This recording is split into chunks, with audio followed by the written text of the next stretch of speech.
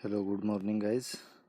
आज हम Indian polity की शुरुआत करने वाले हैं, जिसके अंदर हमारी ये इस इंडियन पॉलिटी की सीरीज़ का फर्स्ट लेक्चर होगा। ठीक है, चलो हम शुरुआत करते हैं। तो हमारा सब्जेक्ट क्या है यहाँ पे? राज व्यवस्था।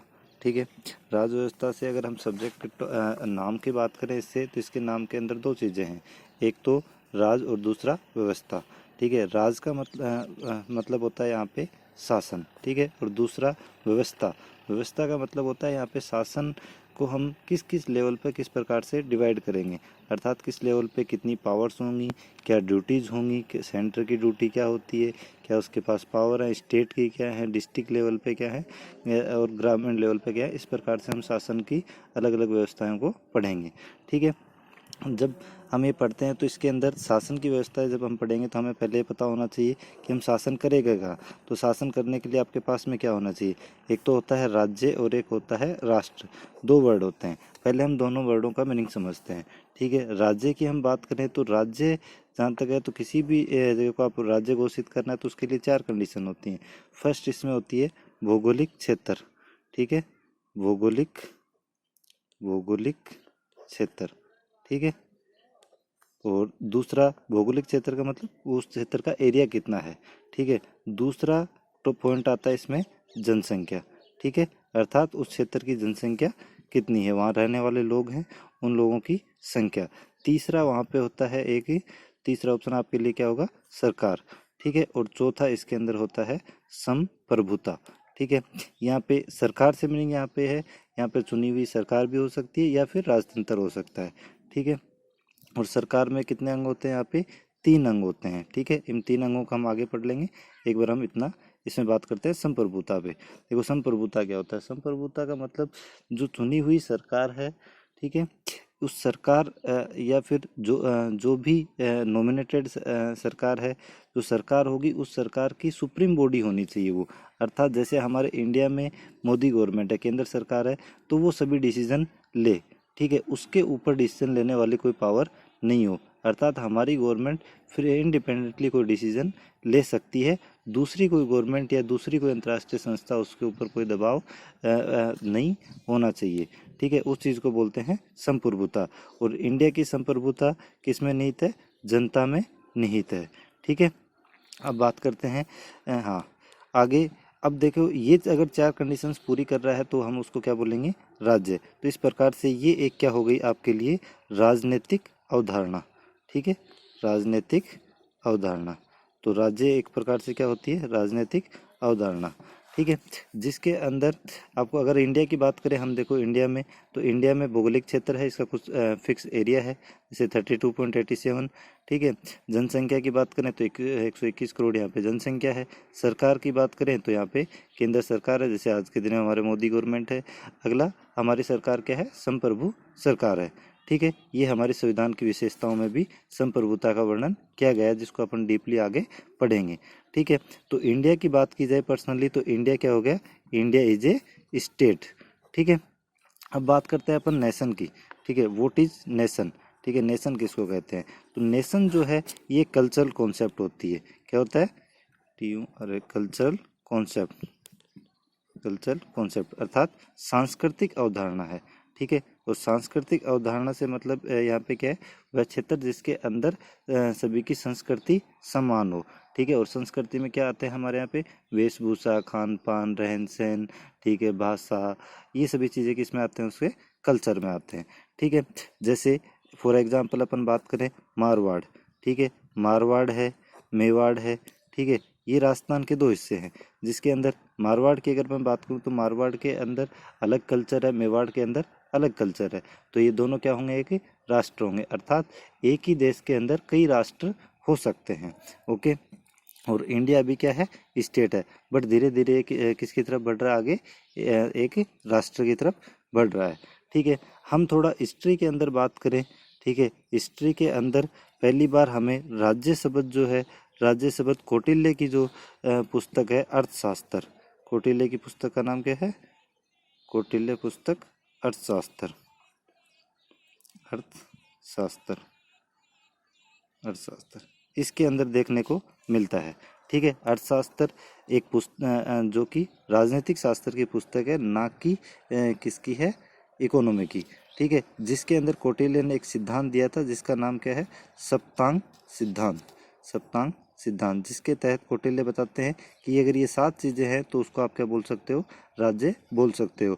और उन 7 चीज़ों में क्या क्या बताते हैं वो, राजा होना चाहिए, दुर्ग हो, मित्र राष्ट्र हो, मित्र राष्ट्र का मतलब होता है उसमें पड़ोसी राज्य, ठीक है, उसके पास में सेना हो, ये सब चीज़ें उसके अंदर आती हैं।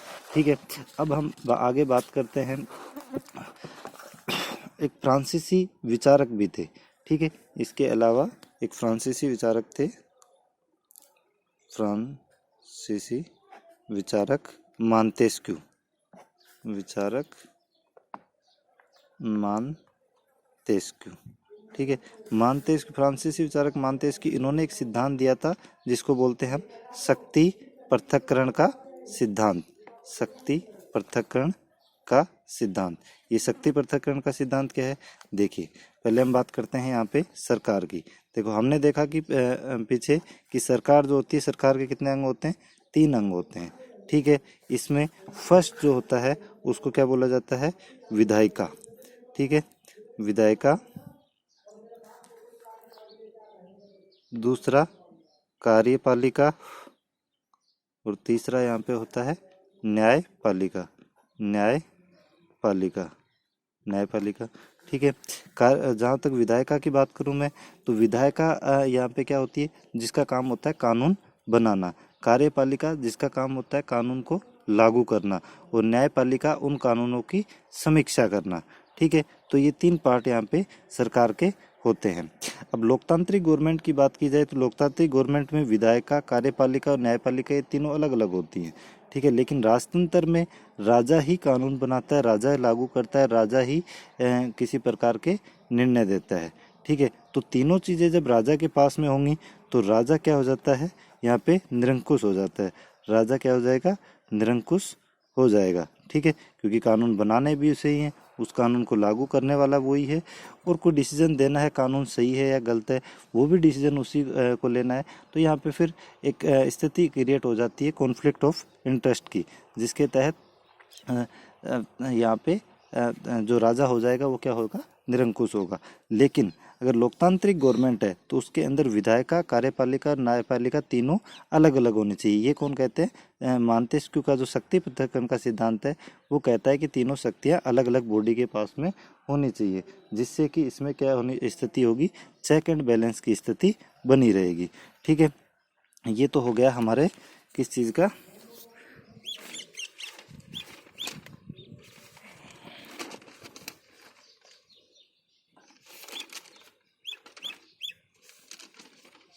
ठीक है। अब बात करते हैं हम इसको यहाँ पे विधायिका की अलग से।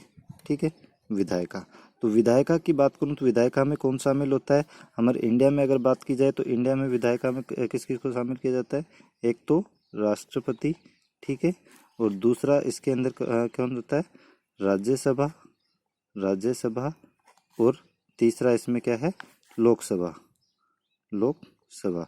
ठीक है, यानी कि राष्ट्रपति और संसद। ठीक है, क्योंकि कोई भी कानून होगा उसको राज्यसभा लोकसभा में पारित करना होगा, उसके बाद में राष्ट्रपति जब उसको साइन करेंगे तब वो क्या बनेगा, कानून बनेगा। अर्थात कानून बनाने का काम किसका हो गया, विधायिका का, जिसमें ये तीनों शामिल होंगे। अगला है हमारे यहाँ पे कार्यपालिका।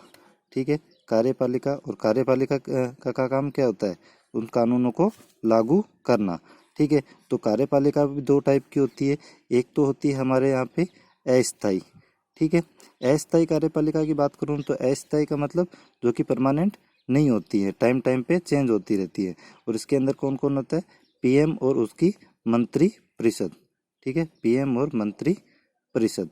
ठीक है, मंत्री परिषद जैसे आज के दिन में हमारे प्रधानमंत्री है मोदी जी। ठीक है, और उनकी जो मंत्रिमंडल है वो मिलके क्या बनाते हैं, पूरी कार्यपालिका, जिसके जो संसद द्वारा कानून जो बनाए जाते हैं, अर्थात विधायिका द्वारा जो कानून बनाए जाते हैं उनको लागू करने का काम होता है। इसी प्रकार से राज्य में भी जो अस्थायी कार्यपालिका होती है वो कौन होते हैं, सीएम और उसकी मंत्री परिषद। ठीक है, दूसरा जो है वो होती है आपके लिए स्थायी कार्यपालिका। ठीक है, अर्थात वो परमानेंट बनी रहती है।